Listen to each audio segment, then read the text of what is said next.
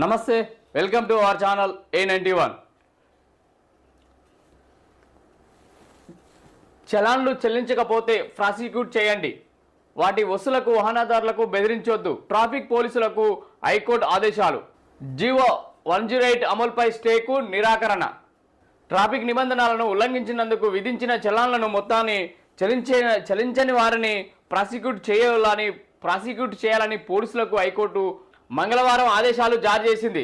చలాన్ల మొత్తం వసూలు కోసం వాహనదారులను బెదిరించొద్దని చట్ట ప్రకారం కోర్టు ద్వారా సామాన్లు జారీ చేసి వసూలు చేయాలని స్పష్టం చేసింది. చలాన్లను ఆన్లైన్లో చెల్లించే వారికి ఆ అవకాశం ఇవ్వాలన్నది. సాధారణ వీధుల్లో భాగంగా వాహనాల తనిఖీలు నిర్వహించడానికి ఈ ఉత్తర్వులు అడ్డంకి కాదని స్పష్టం చేసింది. ట్రాఫిక్ నిబంధనల ఉల్లంఘనకు పాల్పడిన వారికి జరిమానా విధించి చలాన్లను వసూలు చేసే అధికారాన్ని రవాణా పోలీస్ శాఖ అధికారులకు కల్పిస్తూ ప్రభుత్వం 2011లో జారీ చేసిన జీవో 108ను అమలును నిలిపివేయడానికి హైకోర్టు నిరాకరించింది. ఎలాంటి నిబంధనలకు చూపకుండా ద్విచక్ర వాహనంపై ముగ్గురితో ప్రయాణిస్తున్నందుకు ₹1200 జరిమానా విధించాడని పోలీసులకు రవాణా శాఖ అధికారులు జరిమానా వసూలు చేసే అధికారాన్ని కల్పించడాన్ని సవాలు చేస్తూ వి రాఘవేంద్రాచారి హైకోర్టులో వేర్వేరుగా పిటిషన్లు దాఖలు చేశారు. వీటిపై జస్టిస్ ఎన్వి శ్రవణ్ కుమార్ మంగళవారం విచారణ చేపట్టారు.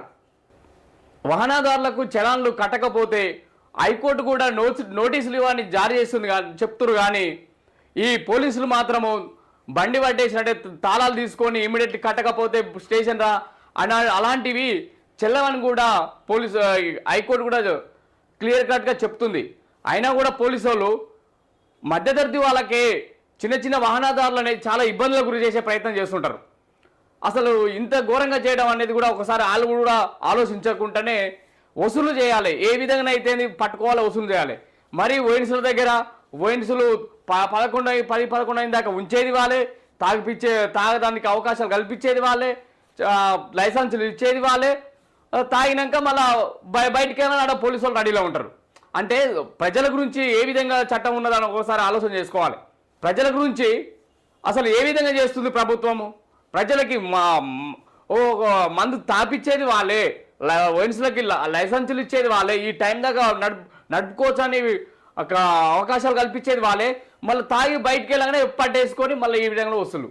అంటే ఒక మధ్యతరగతి వ్యక్తి తాగినందుకు ఆడ ఆరోగ్యకరావు మందు, మళ్ళా బయటకు వచ్చినాక మళ్ళీ పట్టేసుకుంటే మళ్ళీ ఆడ చలాన్లు కట్టాలి, మళ్ళీ ఆరోగ్యపరంగా కూడా హెల్త్ పరంగా కూడా నాశనం కావాలి. అంటే మరి దాన్నే ఎందుకు కట్టడి చేయలేకపోతున్నారు? ఈ చలాన్లు ఎట్లా వసూలు చేయాలి, ప్రజల కాడ ఎట్లా డబ్బులు వసూలు చేయాలన్న ఆలోచన తప్ప ఈ ప్రభుత్వానికి అసలు ఈ ప్రజలకి ఏం చేస్తే మేలు అవుతుంది, ఏ విధంగా చేస్తే ప్రజలు ముందుకెళ్ళి ఒక ఆర్థికంగా ఉద్యోగపరంగా వీళ్ళు ఏ విధంగా అయితే డెవలప్ అవుతారన్న ఆలోచన లేదు. కానీ వాళ్ళని ఏ విధంగా పిండి పిప్పి చేయాలి? చలాన్లు రాస్తే ఇప్పుడు రాసిన దాకానే ఉన్నది. కానీ మనం ముఖ్యమంత్రి అయితే చలాన్ల గురించి డైరెక్ట్ డబ్బులకి జైలుకి వెళ్ళి అకౌంట్లోకి వెళ్ళి డబ్బులు కట్ కావాలి. బండి పట్టుకున్నామంటే ఫోటో పట్టాలంటే డబ్బులు కట్ కావాలి. అంటే మరి మీరు ఇచ్చే స్కీములు కూడా ఆ విధంగానే ఎందుకు మీరు ప్రజలకి ఇమ్మీడియట్లీ వాళ్ళ అప్లికేషన్ పెట్టుకోవాలని ఏదైనా వాళ్ళకి అర్హత తగ్గ అవకాశాలు ఉన్నప్పుడు గవర్నమెంట్కి వెళ్ళిన స్కీములు విడుదల చేసినప్పుడు మరి ఎందుకు ప్రజలు కూడా ఆ విధంగా వెళ్తలేదు?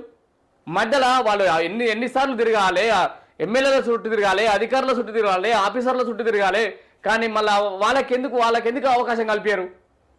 అంటే ప్రజలపైన ఎంత మాత్రం ప్రేమ ఉన్నది చూడు.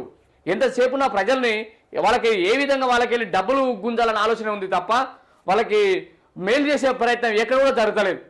వాహనదారులని ఈ విధంగా ఇబ్బంది పెట్టొద్దని నోటీసులు ఇచ్చినా కూడా మళ్ళా పాత పద్ధతులనే వెళుతురు తప్ప అరే ఒకసారి చెప్పింది అయినా కూడా ఈ విధంగా చేస్తలేరని. అంటే ప్రభుత్వం ఎందుకు దీని మీద సరైన నిర్ణయం తీసుకోదు?